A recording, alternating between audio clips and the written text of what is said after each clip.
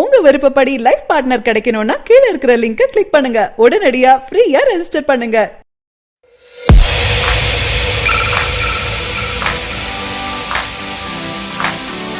தமிழ் சினிமாவை உலக அரங்கில் கொண்டு சேர்த்த ஒருவர்களில் சங்கர் முக்கியமானவர்.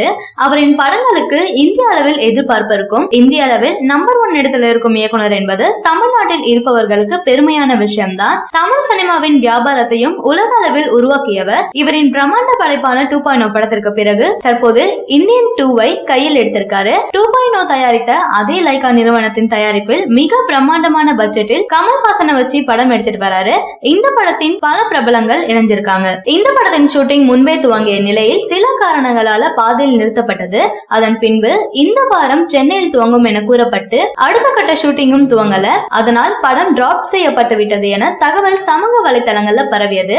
அதனை முற்றிலுமாக மறுத்துள்ளது படக்குழு. இந்தியன் 2 படம் கைவிடப்படவில்லை. சென்னை ஜெனரல் மருத்துவமனை அருகில் உள்ள மெமோரியல் ஹாலில் ஒரு வாரமாக முக்கிய காட்சிகள் படமாக்கப்பட்டிருக்கணும். மேலும் ஸ்டுடியோவிலும் படப்பிடிப்பு நடந்தது. இந்நிலையில படம் கைவிடப்பட்டதாக வெளியான தகவலில் உண்மை இல்லை என்று படக்குழு தரப்பில் தகவல் வெளியாகியிருக்கு. முழு நேர அரசியலில் ஈடுபட விரும்பும் கமல்ஹாசன் இந்தியன் 2 படத்தோடு படங்களில் நடிப்பதை நிறுத்திக் கொள்கிறார். இந்நிலையில படம் கைவிடப்படவில்லை என்ற தகவல் அவரின் ரசிகர்களுக்கு மீண்டும் கொண்டாட்டத்தை கொடுத்திருக்கு. தற்போது இந்த படத்தினை பற்றிய சுவாரஸ்யமான ஒரு தகவல் வெளியாகியிருக்கு.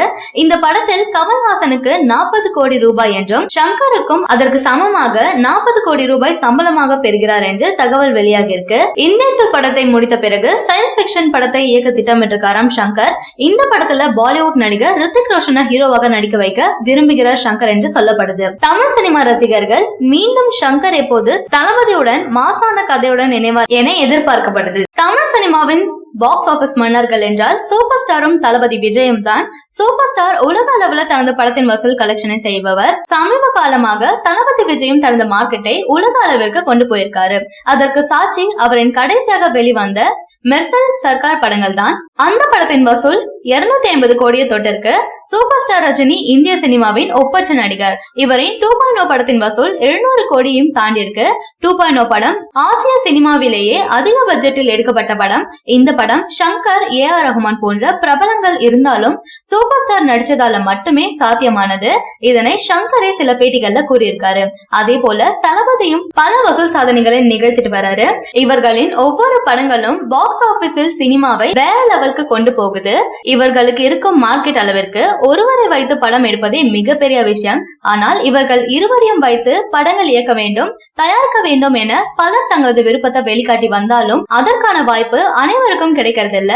அந்த வரிசையில் இணைந்திருக்கிறார் ஒரு பிரபலம். தற்போது நடிகர், தயாரிப்பாளர், விநியோகஸ்தர் என பல விதமான வேலைகளை சினிமா துறையில் செய்து வரும் உதயநிதி ஸ்டாலின் ஒரு பேட்டி கொடுத்திருக்காரு.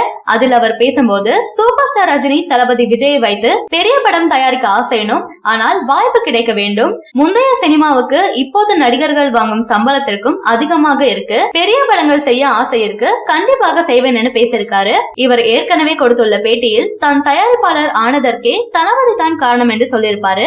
அவரின் தயாரிப்பில் முதலில் வெளிவந்த படம் தான் குருவி. இவரும் தளபதியின் ரசிகர் தான். மீண்டும் இருவரும் இணைய வாய்ப்புகள் கிடைக்கல. தற்போது வெளியான பேட்ட படத்தின் விநியோகஸ்தராகவும் இருந்தாரு. இருவரின் படங்களையும் தனித்தனியாக தயாரிப்பாளராகவும் விநியோகஸ்தராகவும் இருந்திருக்காரு. ஆனால் இருவரையும் சேர்த்து ஒரு படத்தில் இணைக்கும் வாய்ப்பிற்காக காத்துட்டு இருக்காரு. ஒருவேளை தளபதியும் சூப்பர் ஸ்டாரும் இணைந்து ஒரு படம் செய்தால் இந்திய சினிமாவின் மிக பிரம்மாண்டமான தமிழ் சினிமாவின் முக்கிய படமாக இருக்கும். ஆனால் அப்படி நடக்க தற்போது எந்த வாய்ப்பும் இருப்பதாக தெரியல. தனுஷ் தமிழ் சினிமாவின் உச்ச நட்சத்திரமாக கலக்கிட்டு வராரு. இவர் மாஸ் கிளாஸ் என 2 வகை படங்களையும் தேர்ந்தெடுத்து நடிப்பவர். இவர் நடிப்புல கடைசியாக மாரி 2 படம் திரைக்கு வந்திருந்தது. இந்த படத்துல வந்த ரவுடி பேபி பாடல் தென்னிந்தியாவில் அதிக பேர் பார்க்கப்பட்ட பாடலாக இருக்கு. இந்த படம் ரசிகர்களிடம் பெரிய அளவுல வரவேற்பு இல்லை என்றாலும் பட விநியோகஸ்தர்களுக்கு நஷ்டம் பெரிதாக இல்லை என்றுதான் கூறணும். தனுஷ் அடுத்து நடிக்கும் அசுரன் படத்தினை வெற்றிமாறன் இயக்கிட்டு வராரு. அதில் மலையாள நடிகை மஞ்சு வாரியர் தனுஷுக்கு ஜோடியாக நடிச்சிட்டு வராங்க. இவர்கள் கூட்டணி என்றாலே தமிழ் சினிமாவில் மிகப்பெரிய வரவேற்பு இருக்கு. வெற்றிமாறன் தமிழ் சினிமாவை வேறு தளத்திற்கு கொண்டு செல்பவர். தனுஷிற்கு கடைசியாக வெற்றிமாறன் இயக்கத்துல வந்த வட சென்னை சில சர்ச்சைகளை சந்தித்தாலும் நல்ல வரவேற்பை பெற்று ஹிட் ஆகியிருக்கு. மீண்டும் இவர்கள் கூட்டணியில் தற்போது அசுரன் படம் உருவாகுது. அண்மையில இந்த படத்தில் வழக்கு எண் 18/9, காதல் போன்ற முக்கிய படங்களின் இயக்குனர் பாலாஜி சக்திவேல் இந்த படத்தில் வில்லன் போலீஸ் கதாபாத்திரத்துல இணைஞ்சிருக்காரு. இந்த படத்தின் கதை நில அபகரிப்பு பற்றியது என்று ஏற்கனவே தகவல் வெளிவந்திருந்தது. தன் அன்னையை கொன்ற வில்லனை தனுஷ் எப்படி பழிவாங்குகிறார் என்பதுதான் படத்தின் கதையாம். பூமணி எழுதிய வெக்கை என்கிற நாவலை தழுவிதான் இந்த படத்தின் திரைக்கதையை வெற்றிமாறன் எழுதியிருக்காராம். மீண்டும் ஜிவி பிரகாஷுடன் வெற்றிமாறன் தனுஷ் கூட்டணி இணைஞ்சிருக்காங்க. ஏற்கனவே இவர்கள் கூட்டணி பொல்லாதவன் ஆடுகளம் பாடல்களை ரசிகர்களை கொண்டாட வச்சது.